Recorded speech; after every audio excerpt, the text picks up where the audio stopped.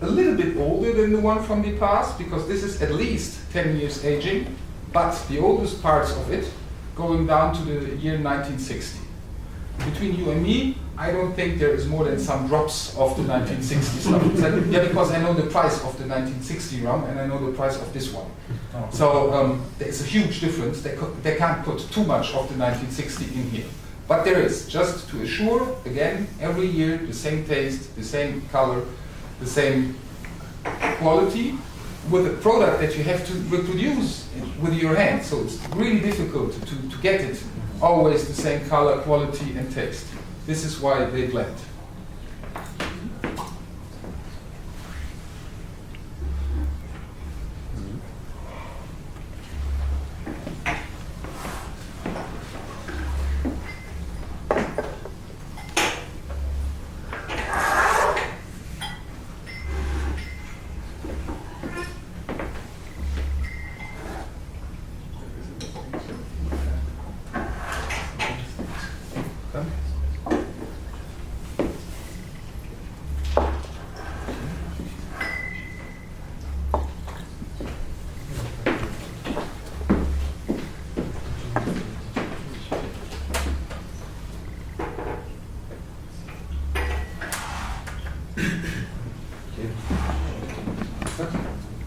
As you can see on most of the bottles, they are proudly presenting this symbol. There you can see also, this is the AOC label, which the other funny thing about it is, this is the only French AOC outside mainland France. Because at the beginning, they didn't want to grant them this AOC. But there is a specialty about French people. French people never say no, because in their culture, it's unpolite. So usually they say nothing, hoping that you forget about it, or they say yes, but if you want to have the IOC, you need to do this, hoping that it's too much, and people say yeah, then forget about it. Martinican producers never did forget anything. So after 16 years of hard work, and every time yes, but, after a while you can't say yes, but anymore, because you already did it for 13 years, and a certain part, you have to change the disc. So in 1996, they obtained the AOC, and since then, they're the only AOC outside mainland France, and the only AOC for rum in the world.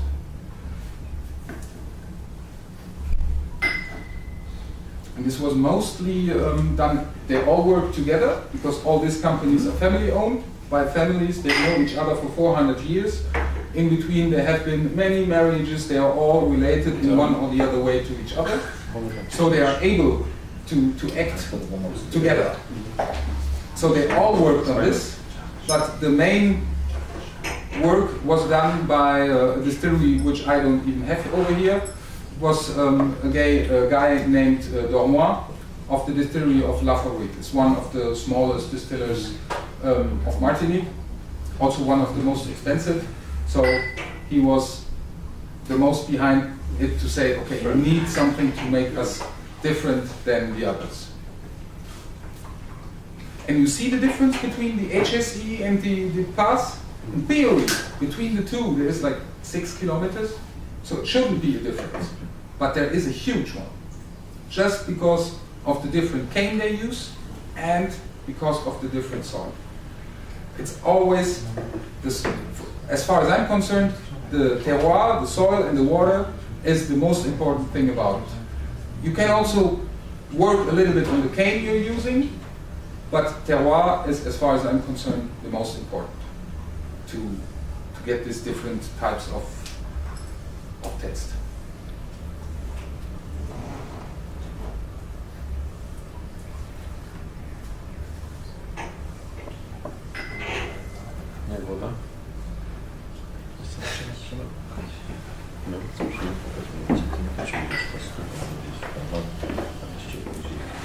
Are you also into whiskey? Oh, yeah, I do. Then I'll show you something from the house of HSE again. This is a rum who stayed for 10 years in cognac oak casks, like the standard Agricole thing. And then it got a finish in Islay casks from the independent bottler Ian MacLeod. And if you don't know it's rum, you wouldn't recognize. For me, it's not whiskey either, because when you know whiskey, you know that this is not whiskey. But it's really interesting the way they do it, and they were the first doing this finishing thing, which was until then only used for Scotch. So very, very interesting and quite special. I'm trying to give you the special taste.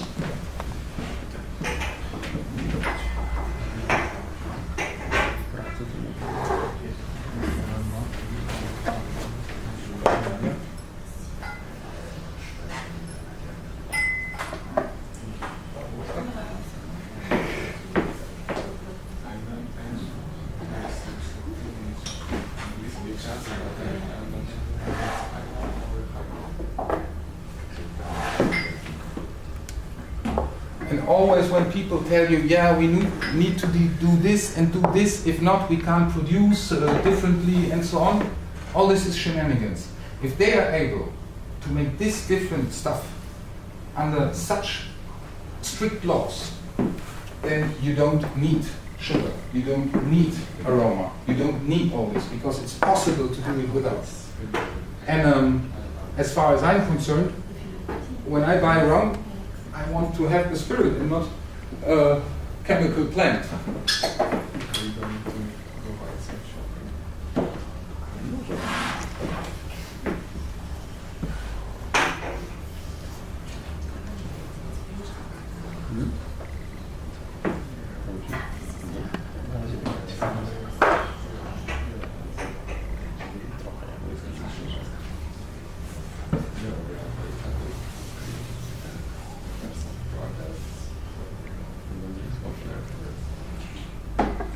For me, this one was quite surprising, because the first time I had it in my glass, I wasn't aware of that they put me this. I was in the distillery and they just gave me a glass of rum and I was there, cool, it's sun, I'll have a drink. What is this? And I was telling them, yeah, why are you selling non-rum in your distillery? It doesn't make sense. And they were like started laughing and saying, yeah, you gotta learn still, and this is rum. And yeah. I have to admit, I still have to learn all the time. Do you know which barrel you use for Islay? No. What I know, it's Ian MacLeod. Where he is getting the casks from, I have no idea. The thing is, Ian MacLeod is selling his casks only to HSE, and HSE is giving his casks only to Ian MacLeod. So they are making big exchange. Yeah, now the families are also related because somebody married somebody Irish. It's sometimes difficult to keep track because the families are huge, but now they are also the same family. Yeah. There is, for example, there is a 6 Island whiskey from Ian MacLeod, which is large, the brand HSE on it, because he only used HSE cask to age the Scotch. I was trying to get it because I said, yeah, if it's marked HSE on it, it's mine. No way. It's not for sale outside United Kingdom. I mean, you can buy it by internet in England, but no way to get it to the continent. The last thing I will present to you is not an Agricole. This is based on cane syrup. So you take the juice and you reduce it to 90–95%, not much, just to kill, when you heat it, you kill the geese which is in the juice, and then you can work longer with it. If you don't do this, like after 4 or 5 days, you distill it or you throw it away because you can't do anything else with it. I met this guy because he at the beginning wanted to do Agricole, and after losing 2 years, because he made a simple error, and you can throw everything away, after 2 years he said, okay, we might have to think about our techniques and do something about it, because Agricole really doesn't give you the right to make any error. It's punished directly. You have no time, you have no tolerance in what you do, so it's really, really difficult. This is one of the reasons why nobody tries to copy this thing. Actually, there are people trying to. It's too difficult. Because the main problem which they have to copy this kind of rum is time. Like always. If you make industrial production, you have to be fast. You have to bottle it fast, and you have to put it to the market fast. And we have this whole industrial capitalistic idea of, okay, time is money. Yeah, they have time. It's unbelievable sometimes. Because you can't make it faster. You just have to give the things time.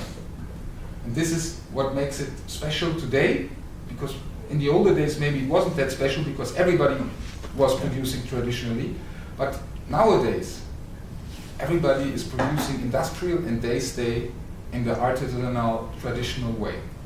And in my opinion, you can taste this. So this one is not an Agricole, but it's based on this reduced cane juice. It's from America, and he's only doing single barrels because he had the same problem. If you're making the spirit every year again and you're trying to get it the same color and same taste and everything, you have to blend. And he didn't want to blend, so he's just doing single cask and saying, okay, there is always a little difference between each cask, but it stays quite similar. This is his approach.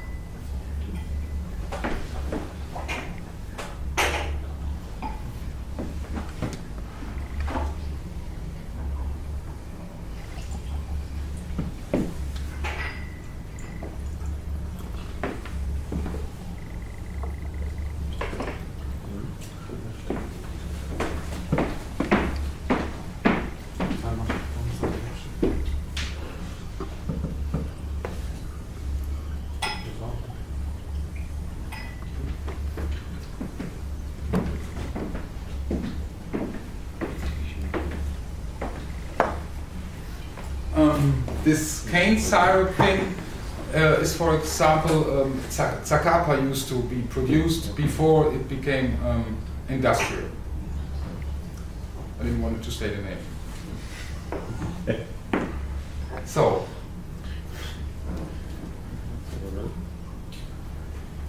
and especially this one, the last one, when you have it in the nose, you think it's an Agricole. When you have it in the mouth, the development of the aromas, it's different. So on the taste you see directly it's not an Agricole. In the nose, I would have thought, yeah, Agricole. Sorry, can I see the bottle? Yeah, pardon.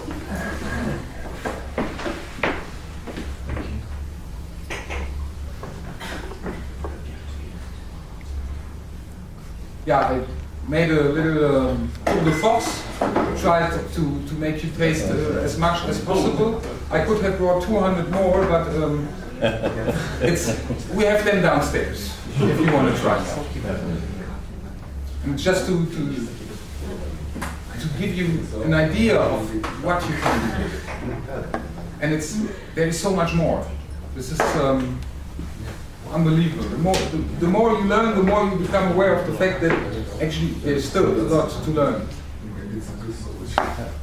And the agriculture room have his own festival, or it's always together with, let's say, like here, yeah? I think there is no Agricole festival in the world. in Europe. Yeah. So I would actually love to do so, Because I think the product is good enough to do it. Yeah, but there's several problems with it. If you're going to Germany, Yeah. there is we have like 30, 35 different Agricole brands, but there are only 3 importers. And one of them is me with 25 brands. So it would be difficult. And also when you're doing such a show, at the end you want that a lot of people come. And if you only do Agricole, you're in such a small niche that it wouldn't be a financial success.